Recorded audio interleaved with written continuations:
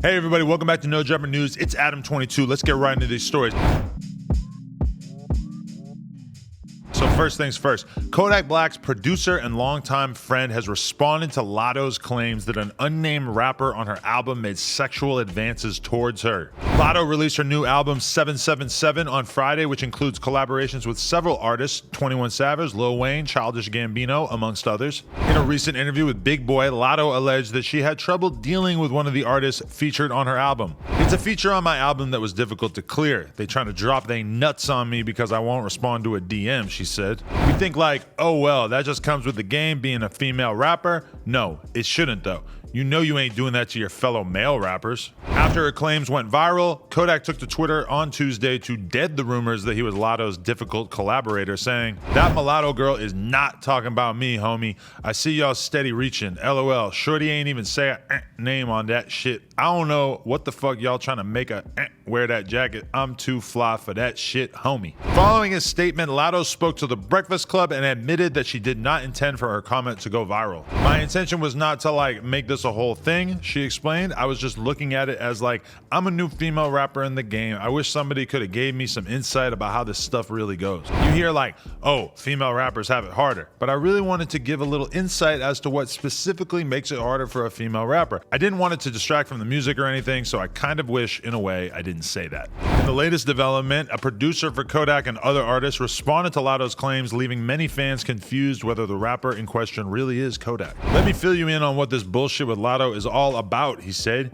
"She asked for a feature a while back. We charged her our normal rate and she wanted a swap. Since her verse won't really do anything for us, we asked for a swap for our female artist and charged her substantially less. She declined and said that she was going to not use the record." He claimed that Latto accepted their initial offer but refused the artist in question. "Talk about empowering fellow female rappers," he added.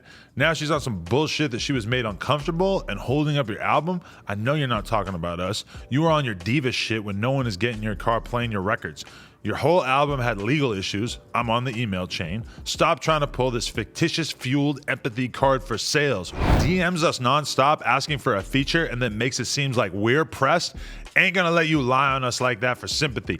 Everyone is always super friendly when it comes to asking for a verse. Just say you're upset that we didn't like your Super Gremlin remix." Now, after the story started picking up traction online, Kodak took to Instagram Live to further deny Latto was talking about him, saying, "Nobody ain't say that. That man did not say that. Basically, everybody take it differently. She ain't talking about me." He called their song together fire and ultimately dismissed his producer's claims.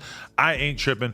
All I said is she wasn't talking about me." My engineer, he just saw some shit it looked like a bitch playing with my little dog.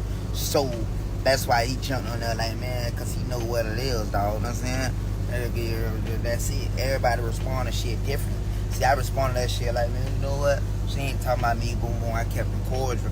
So is Kodak gonna actually fire his engineer? Does he have a right to be upset about his engineer putting out this alternate narrative? I don't really know. We don't really know how serious Kodak is about firing this person that's involved with him.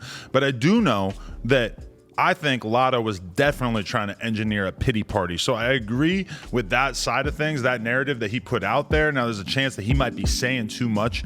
He might be saying something that he didn't necessarily have authority to put out there into the ether. I could definitely see that.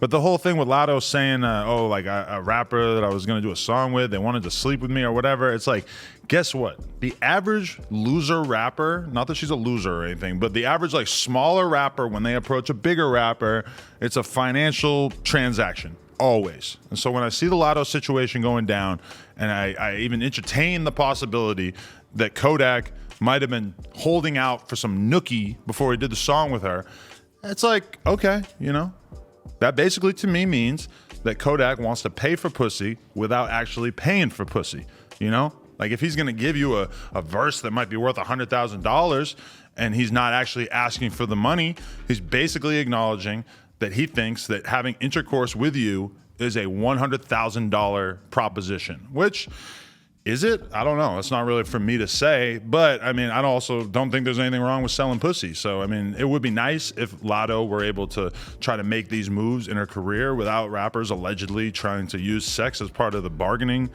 pattern. You might also look at it and say, wow, that's a discount. That's a great deal. Ain't nobody paying $100,000 for sex, and you could have got a $100,000 verse for some sex. Now, that being said, I also don't really believe that this went down the way that they're saying it did. I do agree with Kodak that if this did go down the way that she's saying it went down, wouldn't there be screenshots? And he even admits that he's been hollering at her for a long time, which I noticed that in the rap game all the time. I remember female rappers over the years who would come to me and say, oh, I tried to do a song with this rapper, and they didn't want to do a song with me. They just wanted to fuck me. And it's like, yeah, you know, I respect that. They didn't want to do a song with you, but they did want to fuck you. It's like they wanted to do one thing with you, and they didn't want to do the other thing. It's like, you know, some girls I might want to have sex with them, but I might not want to introduce them to my mom. Seems fair to me. It's just how the world goes. What are we even fucking talking about? YouTube, if you enjoyed this, like, comment, and subscribe, and also subscribe to the No Jumper Clips channel. We'll be back real soon.